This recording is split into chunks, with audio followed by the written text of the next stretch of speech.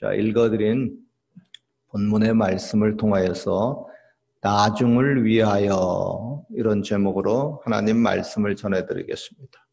저와 여러분이 믿는 하나님은 참으로 좋으신 하나님입니다. 좋으신 하나님은 저와 여러분들을 결국 좋게 하십니다. 그러나 사람들이 하나님을 믿지 못하는 가운데 있는 이유는 좋으신 하나님을 좋은 하나님으로 보지 못하고 나쁜 하나님으로 보는 경향이 있습니다. 누가 그들에게 그런 마음을 심어주었을까요? 그리고 도대체 왜 그들은 하나님을 나쁘다고 생각을 하는 것일까요? 불신자들이 그런 마음을 갖는 것은 그래도 이해가 되는데 종종 하나님을 믿는다고 하는 사람들 중에서도 하나님의 선하심에 의심이 들어서 그 믿음이 약해지는 것을 볼 수가 있습니다. 얼마 전에 한국에 안수지라고 하는 복음성가 가수분이 있는데 그분이 새롭게 하소서에 나와서 간증하는 것을 제가 들었습니다. 그런데 그분은 그 프로그램에 이제 간증을 하려고 이전부터 섭외가 들어왔었습니다. 그런데 그 당시에 그분의 아버지가 췌장암 판정을 받았어요. 그래서 간증 섭외 온 것을 뒤로 미루고 아버지의 그 치료를 위해서 하나님께 아버지를 치료해 달라고 그분의 표현으로는 아주 죽자고 열심히 기도를 했었습니다. 그런데 그렇게 기도를 열심히 했는데 그만 아버지가 췌장암으로 돌아가셨습니다. 그리고 나서 이제 그녀는 하나님의 선하심을 의심하게 되고 도리어 하나님께 원망의 마음이 들었습니다. 내가 얼마나 열심히 기도했는데 하고 스스로 이제 낙심이 됐어요. 그리고 나중에는 우울증 증세까지 왔었습니다. 그래서 간증을 하려고 나가기는커녕 그만 믿음이 떨어져 가지고 교회 가는 것조차 끊어지게 되고 말았습니다.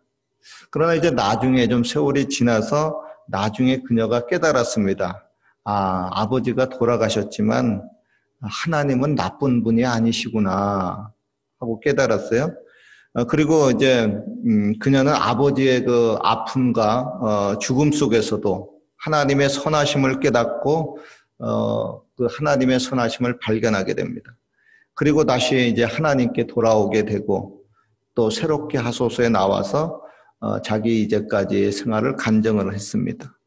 그분의 이제 간증에 몇몇 사람들이 이렇게 댓글을 남겨주었는데 그중에 이런 댓글이 있습니다. 저도 아빠를 췌장암으로 하늘나라로 보내드렸습니다. 암 선고 받으시고 3개월 사시고 가셨어요. 수진님 마음을 충분히 이해합니다. 이제는 그것도 주님의 주권이었음을 고백합니다. 그랬어요. 즉, 안 좋은 일이나 불행의 일이 닥칠 때 그로 인해서 처음에는 하나님의 선하심을 의심하게 되지만 나중에는 그 일도 하나님의 뜻 가운데 모두 다 선하게 되는구나 하는 것을 깨닫게 된다는 겁니다. 물론 이렇게 나중에라도 이렇게 깨닫고 돌아서면은 참 다행입니다. 그러나 깨달음이 둔하면은 안타깝게도 하나님을 오랫동안 떠나게 되고 맙니다. 그리고 깨달음이 없으면은 성경 말씀처럼 내 백성이 깨닫지 못해서 망하는도다 하고 망하는 길로 가게 되고 말죠. 그래서 오늘의 말씀을 준비했습니다. 즉 당장에는 좋지 못한 일들이 일어난다 할지라도 그것이 나중에는 다 좋게 된다는 것을 저와 여러분들이 확실히 알았으면 좋겠습니다. 그래서 나에게 이제 인생 살면서 좋지 않은 일들이 일어난다 할지라도 결코 믿음에 흔들리지 말고 꿋꿋하게 믿음의 전진을 계속 하시기를 주님의 이름으로 축원합니다. 성경에 보면은 이해가 잘 안 되는 사건들이 종종 있습니다. 그러한 사건들 때문에 저와 여러분들이 이거 뭐야? 하나님의 선하심이 좀 의심될 때가 있습니다. 예를 들면은 이래요. 이제 예수님이 첫 번째 기적을 베푼 가나의 혼인잔치에 가셨잖아요. 거기서 이제 맹물을 포도주로 바꾸었습니다. 그런데 당시에 포도주가 떨어진 것을 미리 알아차린 예수님의 어머니가 예수님께 황급히 와가지고 부탁을 했습니다. 아, 이 집에 포도주가 떨어졌다. 어떻게 좀 해보라고 하는 거죠. 그러나 그때 예수님이 이렇게 대답을 하셨어요. 여자여, 그것이 나와 무슨 상관이 있나이까? 내 때가 이르지 아니하였나이다. 아니, 그래도 자기를 낳아주고 키워주신 어머니가 아들에게 특별히 부탁을 했는데, 예수님이 싸가지 없게 어머니 부탁도 거절하고 그것도 아주 쌀쌀맞게 대답을 하는 것을 보니까 이거 예수님 이거 상당히 무례하다. 그래가지고 이런 예수님을 왜 믿냐 뭐 이렇게 생각하는 사람이 있어요.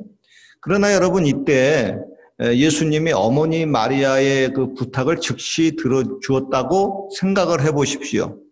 그러면 어떤 일이 일어났겠습니까? 사람들이 생각하기를 예수님은 어머니 마리아가 부탁을 하면은 다 들어주신다. 이런 공식이 성립되고 마는 겁니다. 그러면 어떻게 돼요? 마리아가 중보자가 되는 겁니다. 예수님의 이름으로 우리가 기도를 하는데 예수님이 중보자인데 마리아의 이름으로 기도를 하면 어떻게 돼요? 마리아가 중보자가 되는 겁니다. 즉 요즘 여러분 카톨릭에서 마리아는 죄가 없다. 마리아는 죽음을 보지 않고 하늘나라에 승천했다. 마리아의 이름으로 기도하면 예수님이 들어주신다. 이런 그 잘못된 교리가 있는데 예수님이 그 당시에 마리아의 그 부탁을 바로 들어줬다고 하면 이런 잘못된 교리를 지지하게 되는 결과를 초래합니다. 고로 여러분 당시에는 마리아가 부탁을 해서 그 거절을 당해서 기분이 나쁘다고 할지라도 그리고 예수님이 그렇게 쌀쌀맞게 대했다 해가지고 좀 오해가 생길지 몰라도 나중에 그런 잘못된 교리가 생기지 않는 것을 막기 위해서라도 그 부탁을 단호히 거절한 겁니다. 그죠?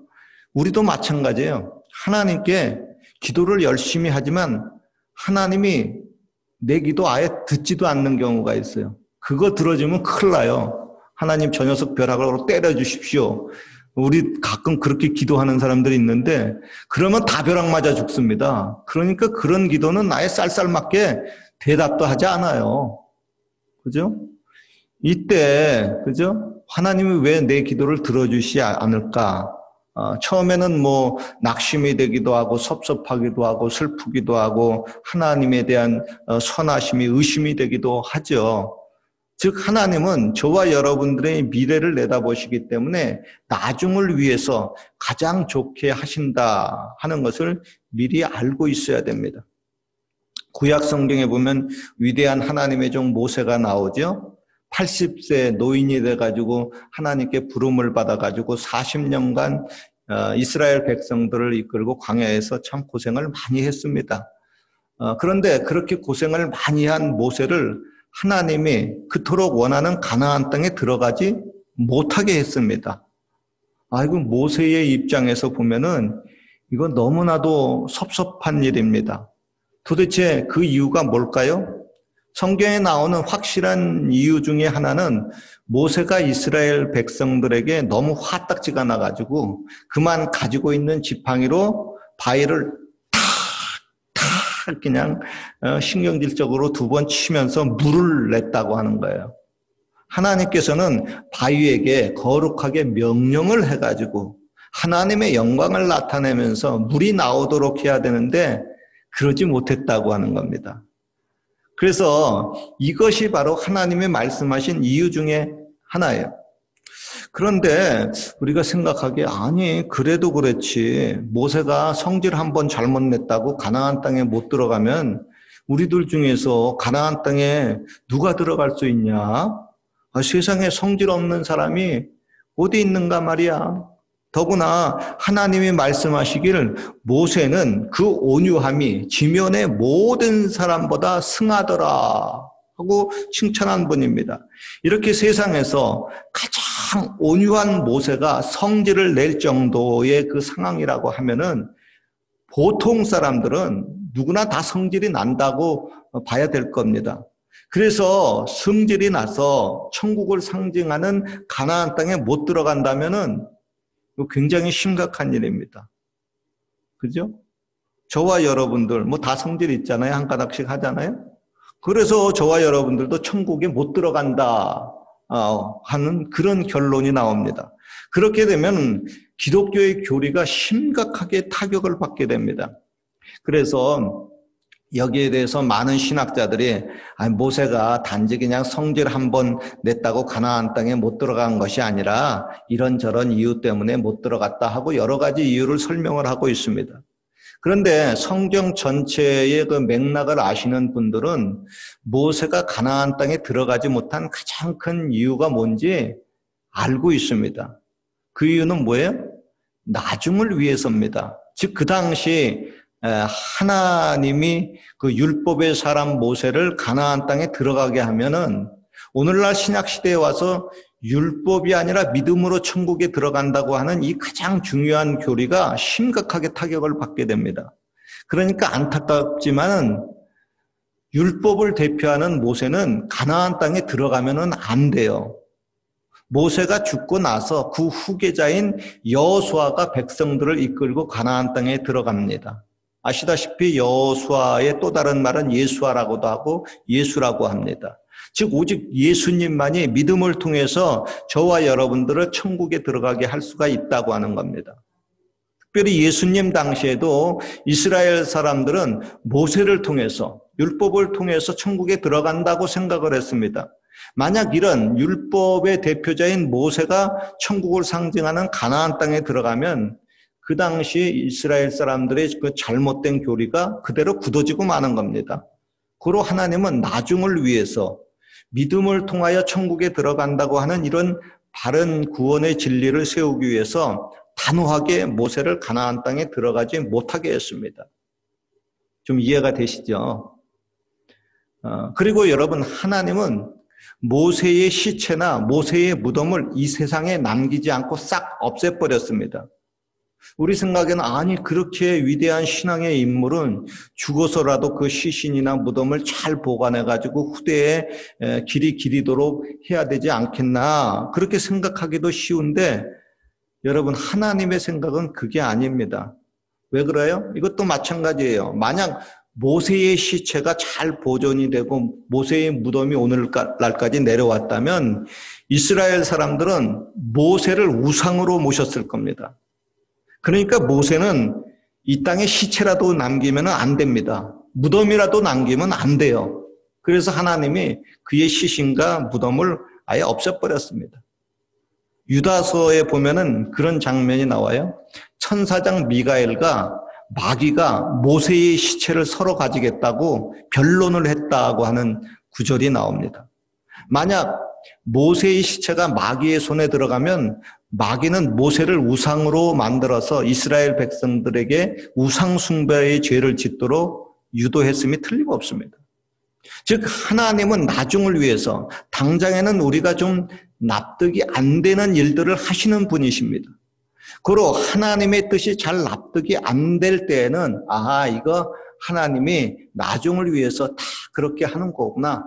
혹은 1000년 후에 2000년 후에 위해서 다 그렇게 하는 거구나 하고 깨달으면 좋습니다. 그런 이유 중에 또 다른 예가 있습니다. 하나님은 구약의 그 성막 중에서 십계명 돌판이 들어있는 만나 항아리에 들어있는 아론의 쌍난 지팡이가 들어있는 가장 중요한 언약궤를 어디론지 없애버렸습니다. 영화에 보면은 그 언약궤를 찾는 영화도 막 나오고 그러는데 그 언약궤가 없어졌어요. 그거 왜 그래요? 그것도 남아있으면은 우상숭배의 대상이 될 수 있기 때문에 그렇습니다. 그리고 심지어 하나님은 성경의 원본조차도 싹 없애버렸어요. 지금 저와 여러분이 가지고 있는 성경책은 모두가 다 복사본입니다. 원본이 아닙니다. 이건 역시 성경의 원본이 남아있으면 틀림없이 우상숭배의 대상이 될 수 있기 때문에 그런 건 하나님이 싹 없애버리는 겁니다. 여기 캐나다에 와서 이제 병원이나 비상 차량, 이머전시 메디컬 서비스 그 차량에 보면은 거기에 보면 이제 지팡이에 매달린 그 뱀 그 모양이 이렇게 나오죠. 그게 뭐죠? 구약 시대 이스라엘 백성들이 출애굽해가지고 광야에서 살다가 광야 생활이 너무 힘들다고 하나님 앞에 원망불평을 하니까 광야에서 독사가 나와가지고 이스라엘 백성들을 많이 물어 죽였죠. 그러자 이제 하나님이 이제 모세를 통해서 모세야 놋으로 뱀을 만들어서 높이 매달아라. 그것을 바라보는 자들은 병이 나을 것이다. 아닌 게 아니라 모세가 놋으로 이제 뱀을 만들어서 높이 매달았어요. 예수님을 이제 상징하는데 그것을 바라보는 자마다 병이 나왔어요. 그런데 이스라엘 백성들이 모세가 만든 이 놋뱀을 또 취해가지고 이것을 우상으로 계속 섬기는 겁니다. 그래가지고 히스기야 왕이 이거 아니다. 이거 잘못됐다 하고 그 놋뱀 깨서 부셔버려라. 그래가지고 그걸 박살내서 부셔버렸어요. 하나님이 만들라고 또 모세를 통해서 지시한 그것도 그냥 우상숭배로 사용되니까 그것도 없애버리는 거예요. 여러분, 하나님은 우상숭배를 싫어합니다. 그래서 나중에 우상숭배가 될 만한 것들은 저와 여러분들을 위해서 아예 싸그리 없애버리고 마는 겁니다. 특별히 요즘 사람들은 이제 황금송아지, 이제 돈을 우상으로 많이 섬기고 있죠. 그런 이유로 인해서 하나님은 가끔 우리들에게 돈을 많이 주시지 않습니다. 때때로 돈을 많이 가지고 있는 사람의 그 돈을 싸그리 없애버립니다. 왜냐하면 그 사람들에게 그 돈이 우상이 되기 때문에 그렇습니다. 유익하지 못한 돈은 없어져야만 도리어 영혼의 유익을 위해서 좋기 때문에 그러는 겁니다. 오늘 본문에 보면 믿음의 조상 아브라함의 그 후처 하갈이 나오죠. 하갈이 이제 자녀를 낳았는데 그 아들의 이름이 이스마엘입니다. 그런데 나중에 본처 사라를 통해서 약속의 자녀 이삭이 태어났어요. 그러니까 찬밥 신세가 된 이스마엘이 그 동생 이삭을 맨날 좁혀고 괴롭히는 겁니다. 그 모습을 이제 어머니 사라가 봐가지고 남편 아브라함에게 말합니다. 이 여종과 아들을 내어 쫓으십시오. 이 종의 아들은 내 아들 이삭과 함께 기업을 얻지 못하리라 그랬어요. 이때 아브라함이 깊이 번민하고 고심합니다. 괴로워요. 아니 아무리 그래도 그렇지 내 자식을 어떻게 쫓아내나. 이스마엘도 그래도 내 혈육인데 장남인데. 그렇게 아브라함이 번민을 하고 있을 때 하나님이 아브라함에게 나타나 말합니다. 아브라함아 번민하지 말고 사라가 말한 대로 그대로 해라. 그래서 아브라함이 그 다음날 아침 일찍이 떡과 물 한 가죽 부대를 하갈의 어깨에 메어주고 어린 자식을 이끌고 나가라. 말이 나가라지 뭐 쫓아낸 겁니다. 그렇게 졸지에 집에서 쫓겨난 하갈과 이스마엘이 광야에서 방황하다가 급기야 뭐 가죽 부대 한 부대 어깨에 메어줬으니까 그거 마시고 이제 목말라서 죽을 지경이 돼가지고 아이가 막 소리내고 울고 있어요. 그러니까 어린 자식이 이제 목말라서 죽을 지경에 놓이니까 엄마가 애가 죽는 것을 차마 못 보겠다 해가지고 멀리 떨어져가지고 하고 통곡을 하고 울어요. 이런 스토리를 들으면 속에서 화가 좀 치밀어 오르지 않아요? 아니 쫓아내더라도 얼마간 재산을 띄워주든지 아브라함이 그 당시 되게 갑부였거든요. 뭐 낙이라도 한 마리 좀 태워가지고 보내든지 당장 먹을 것이라도 좀 줘서 보내든지 이런 식으로 쫓아내면 이거 어떡한 거야. 이건 너무 이거 잔인하다. 그리고 하나님도 이렇게 하라고 했는데 하나님도 답니까? 하나님 그러면 안 되죠. 이거 완전히 인권유린 아닙니까? 뭐 이렇게 우리가 하나님께 따질 수가 있어요. 자, 이것에 대한 해석도 저와 여러분들이 당장에는 해석이 안 되지만 기독교 역사를 나중에 관찰하게 보면은 이게 해석이 됩니다. 여러분, 하나님은 왜 그랬냐면 나중을 위해서 그렇게 한 겁니다. 이스마엘은 오늘날 아랍인들의 조상입니다. 오늘날 아랍 사람들은 이스마엘이 아브라함의 약속의 자녀라고 주장합니다. 이삭이 아니라고. 그리고 아브라함이 이삭을 번제로 드릴 때에도 이삭을 번제로 드린 것이 아니라 이스마엘을 번제로 드렸다고 주장을 합니다. 그래서 지금 예루살렘에 가게 되게 되면은 그 솔로몬 성전이 있는 자리 거기에 지금 아랍 그 무슬림 성전이 있어요. 왜 그 사람들이 거기다가 성전을 짓냐 하면 아브라함이 이스마엘을 거기다가 번제로 드린 장소라고 해가지고 거기다가 성전을 지은 겁니다. 또 유대인들은 또 어떻게 해요? 아브라함이 이삭을 거기다가 번제로 드린 장소다 해가지고 솔로몬이 성전을 짓고 거기다가 성전을 지으려고 하는 겁니다.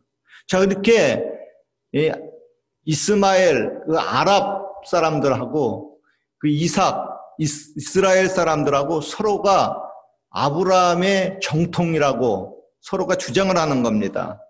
그죠? 그러니까 여러분, 만약에 이 아브라함이 그 당시에 하갈과 이스마엘을 쫓아내지 않았더라면 혹은 그에게 많은 기업을 물려줬더라면은 이런 아랍 사람들의 주장이 더욱 힘을 얻게 되고 마는 거예요. 그러면 하나님의 뜻이 어그러지고 마는 겁니다. 고로 하나님은 당장은 안타깝지만은 나중을 위해서 하갈과 이스마엘을 그냥 빈손으로 좀 잔인하다 할지라도 내어 쫓아내신 겁니다. 이해가 되지요. 그렇죠?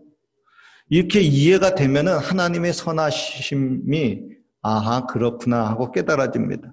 저와 여러분의 인생도 마찬가지입니다. 하나님은 종종 우리들이 생각하는 것과 좀 반대로 하실 때가 있습니다. 그때 우리는 하나님께 섭섭하기도 하고 하나님의 존재나 하나님의 선하심에 의심이 들기도 합니다. 그러나 우리가 이제 배운 사실, 즉 하나님은 미래를, 장래를 내다보시기 때문에 나중을 위해서 그렇게 하신다, 그렇게 하셨다 하는 것을 깨닫게 되면은 절대로 하나님의 선하심을 의심하지 않습니다. 생각을 해보십시오. 저와 여러분들을 위해서 하나님이 독생자를 주셨습니다. 그런데 그렇게 독생자를 주신 하나님이 왜 우리들을 그렇게 힘들게 하시겠습니까? 다 뜻이 있습니다. 나중을 위해서 그렇게 한 겁니다. 더 좋게 하기 위함입니다. 그리고 우리는 하나님 앞에 잠잠해야 됩니다. 불평하지 말고 다시 감사로 영광을 돌려야 됩니다. 어떤 상황에서라도 하나님의 선하심을 절대로 의심해서는 안 됩니다. 결국 모든 일들이 하나님의 주관하에서 저와 여러분에게 더 좋게 될 것을 굳게 믿으시고 나아가시길 주의 이름으로 축원합니다.